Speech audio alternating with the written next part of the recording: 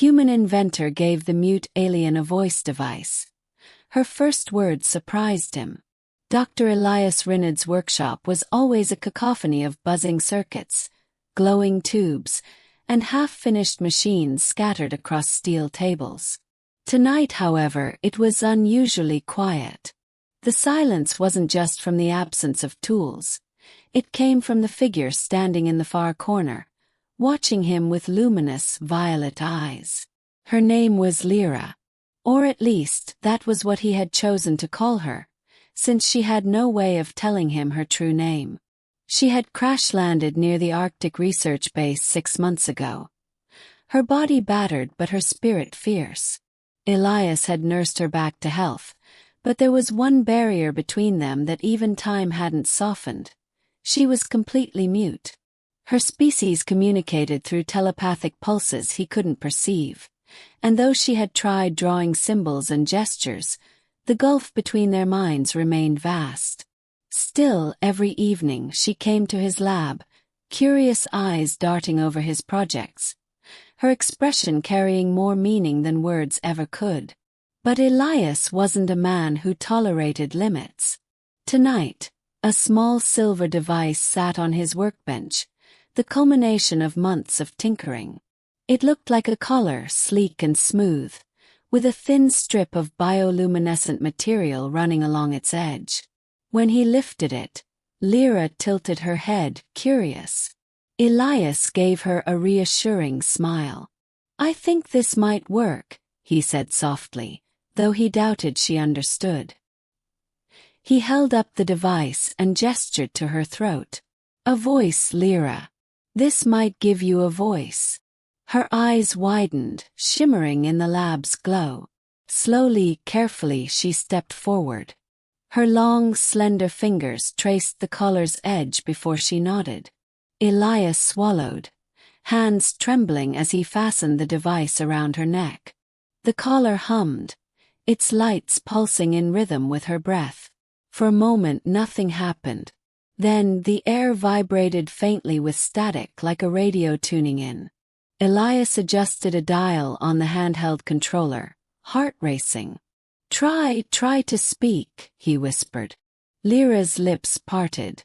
At first, only garbled sounds spilled out, mechanical crackles and broken syllables. She flinched, startled, but Elias quickly adjusted the settings, tuning the translator to her unique throat vibrations. Then it happened.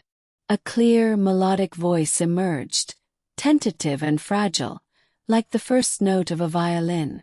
Elias. His name. She had said his name. Elias froze. He hadn't realized until this moment how much he had longed to hear it, spoken not by the empty air of his imagination, but by her. His chest tightened, a warmth blooming that nearly brought tears to his eyes. You know my name," he stammered. Her lips curved into a trembling smile. "I know. Always." The sound of her voice was unlike anything human. It carried an echo, a resonance that seemed to ripple through the room, brushing against his skin like waves. Overcome, Elias sat down heavily in his chair, laughing in disbelief. It worked. By the stars, it actually worked. Lira stepped closer, her bare feet silent against the metal floor. She touched her throat, marveling at the device, then pointed to him. Her new voice trembled as she spoke again. "You gave me song." "Song?" Elias blinked. She nodded earnestly. "In my world, words are songs. Life is songs." I was voiceless, empty. She pressed her palm against her chest. "Now, I am whole." The sincerity in her voice struck deeper than any gratitude he had ever received. For months, he had only seen fragments of her inner world through gestures and expressions. Now, suddenly, she was fully here, her soul unbound. He leaned forward, resting his elbows on his knees.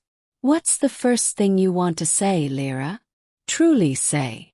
She was silent for a long moment, gaze searching his face as if she were reaching into a well of words she had never been able to release. Her violet eyes glistened as her voice finally emerged, soft but unshakable. "Thank you for seeing me." Elias's throat tightened, not fixing her, not helping, but seeing. That was what mattered most to her. And in that moment, he realized how much he had underestimated the weight of silence, and how profound the gift of voice truly was. They spoke late into the night, halting words at first, then longer sentences, stories of her star system, of how the oceans of her world glowed like liquid starlight, of the songs her people wove into the very fabric of their lives. Elias listened, enraptured, every word deepening the bridge between them. When dawn's pale light crept through the frosted windows, Lira's voice faltered, exhausted but radiant. She looked at him, voice trembling but clear. "Elias, I was afraid I would never belong. But now, I am not alone." He smiled, weary but triumphant. "You'll never be alone again." The hum of the caller filled the silence that followed, but the silence was no longer oppressive. It was simply the pause between notes in a song they had only just begun. And as Lira's first words lingered in the air, Elias knew they would echo in his heart for the rest of his life. When dawn's pale light crept through the frosted windows, Lira's voice faltered, exhausted but radiant. She looked at him, her violet eyes shimmering, and whispered, "Elias, I was afraid I would never belong. But now, I am not alone." He smiled, feeling a warmth he hadn't known he needed. "You'll never be alone again," he said softly.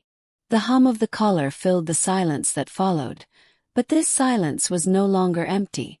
It was the gentle pause between notes in a song they had only just begun. Lira's voice, once a fragile, broken sound, now carried the strength of her spirit. She spoke slowly, carefully forming each word, as though savoring the liberation of finally being heard. "You gave me a voice. You saw me when no one else could." Elias swallowed, a lump forming in his throat. For months, he had only glimpsed fragments of her thoughts through gestures, expressions, and those luminous eyes.